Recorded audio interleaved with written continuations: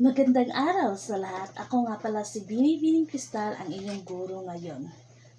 Ngayong araw na ito ay meron naman tayong bagong paksang tatalakayin. Ang paksa na ito ay tungkol sa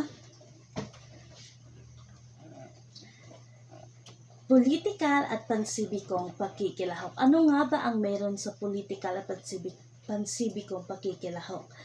Ngayon ay ating tuklasin kung ano ang meron sa paksang ito.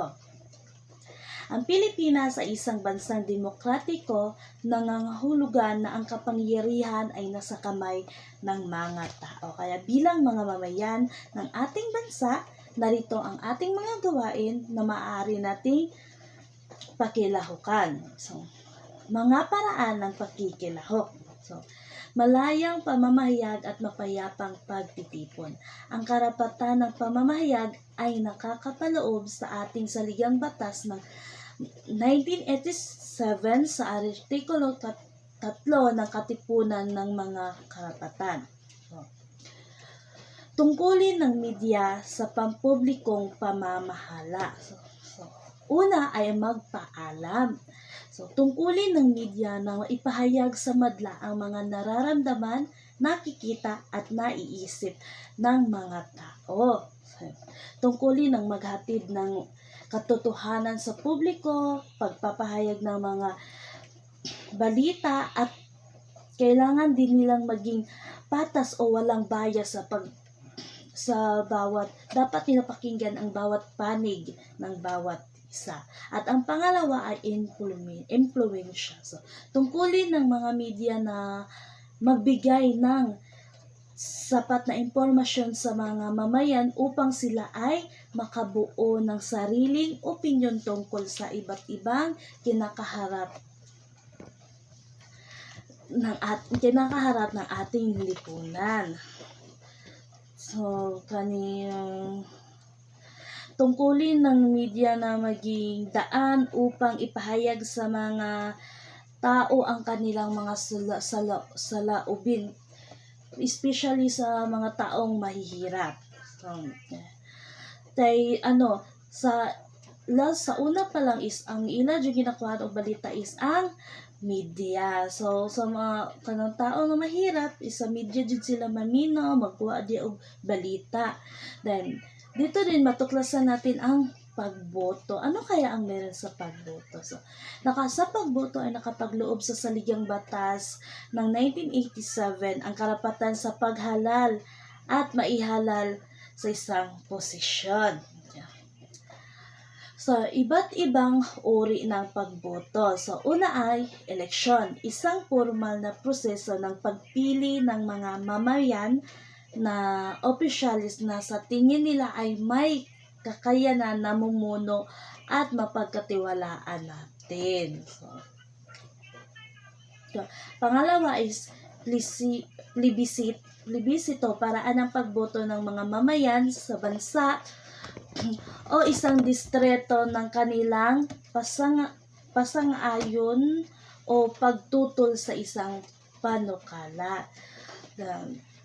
Pangatlo ay recall, kung paraan ng pagboto kung saan ang isang nanalong kandidato sa isang eleksyon ay magtatanggal sa kanyang pwesto. Yan ang recall. Ang pang-apat naman ay initiative. Panglima, proseso na kung saan ang mga mamayan ay nabibigyan ng pagkakataon upang manungkahi sa batas. Yan. Referendum, pagboto ng tao laban o pabor sa isang panlipunang isyu. Yan ay referendum. Then, sino-sino ang maaaring bumoto? Kinsa ka ang pwede lang moboto sa kunting eleksyon.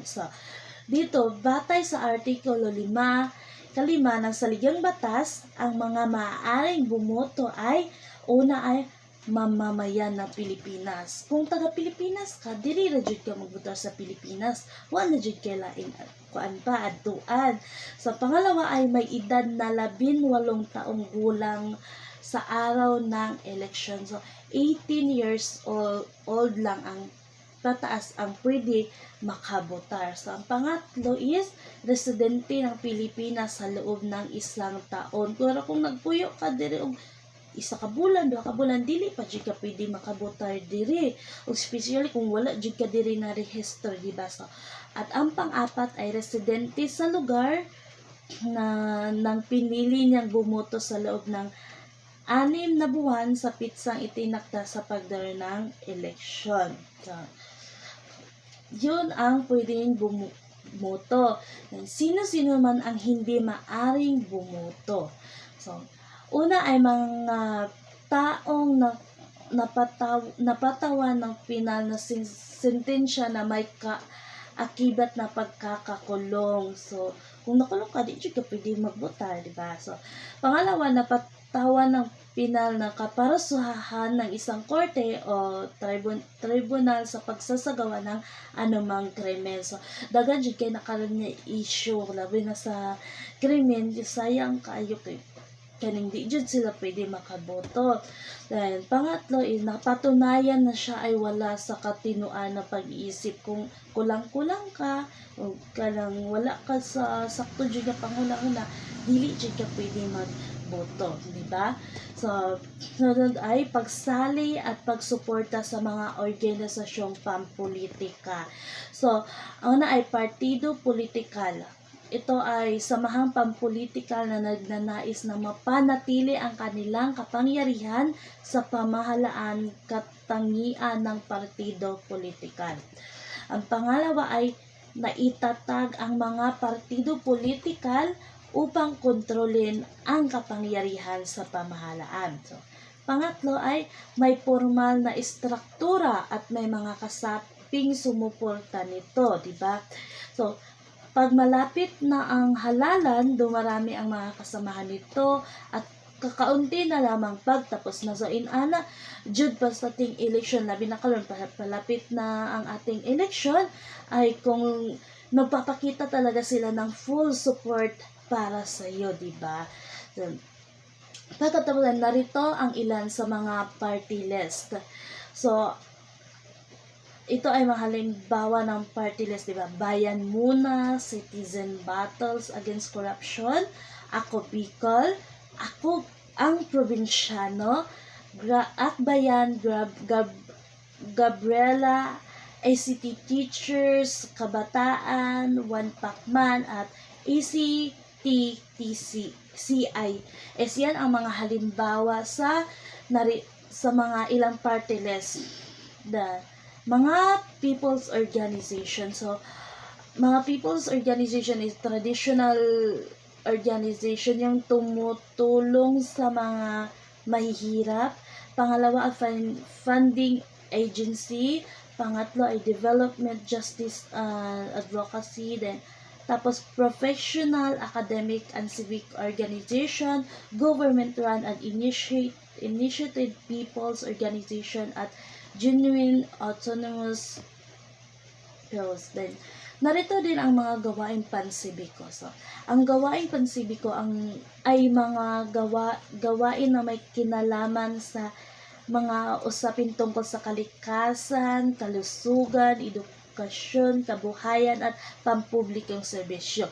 Yan ang mga gawaing pansibiko. Then, nakaranas din tayo ng mga ganyan, di ba? Like sa edukasyon, meron tayong outreach program, then yan ay nagbibigay tayo, di ba? Di ba ang sarap kapag tayo ay nakakatulong sa ibang gaya ng ibang mahihirap, di ba? Narito rin ang mga halimbawa ng gawaing pansibiko.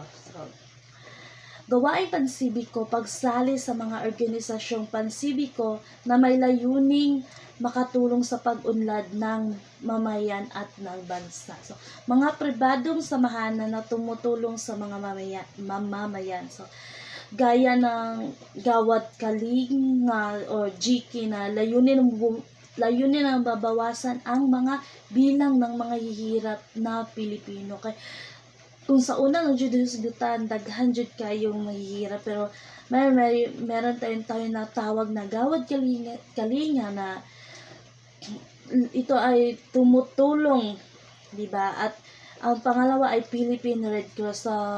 Ang Philippine Red Cross ay pangunahing tungkulin na magalap at mamahagi ng dugong panagip buhay. So, daghan jud Japan na karon like kung nanginahanglan kag dugo didto ka moduol sa Philippine Red Cross o kung gusto ka mag-donate og dugo, didto lang Japan sa Philippine Red Cross, diba? Para makatulong din tayo sa iba na nanginahanglan og dugo.